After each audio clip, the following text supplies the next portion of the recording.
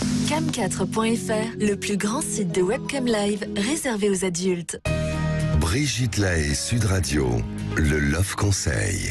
Alors Michel Odoul, voilà quelques obstacles à l'orgasme. Je pense que vous serez d'accord avec tout ça et vous pouvez bien sûr réagir tout au long de cette énumération. Alors d'abord, c'est souvent un manque d'estime de soi.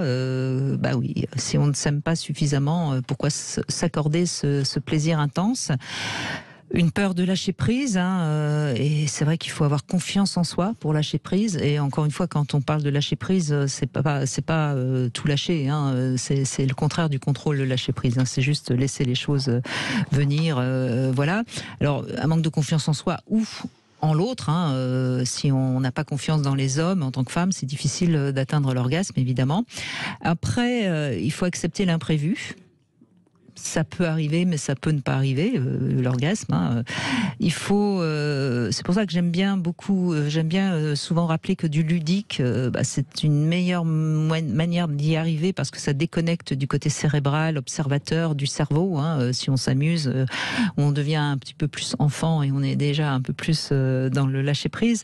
Bon, après, ça passe évidemment par une meilleure relation à son corps. Il est indispensable évidemment d'être dans ses sensations et non pas dans la tête, parce que c'est la tête à ce moment-là qui prend le pouvoir sur le corps.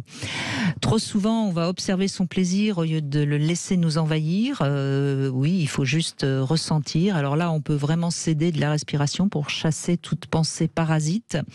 Et puis surtout se dire que c'est pas un but en soi. Ce qui compte là encore, c'est le chemin de la jouissance et non le but de l'orgasme.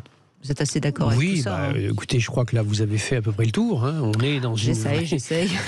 On est dans une vraie problématique à la fois du rapport à soi et du besoin de puissance qui nous rassure. Et le drame, justement, dans ce domaine-là, c'est souvent la notion de performance ou la notion de capacité à montrer que, etc., etc.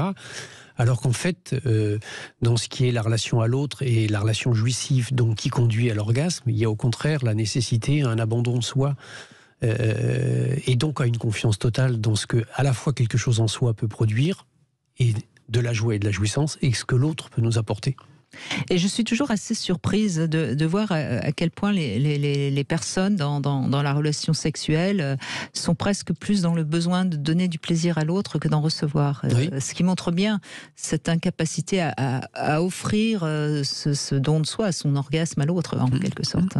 Et puis c'est la peur de ne pas être aimé dans son imperfection. Mais nous sommes tous des êtres parfaits. Mais enfin, bien sûr. Voyons. Alors,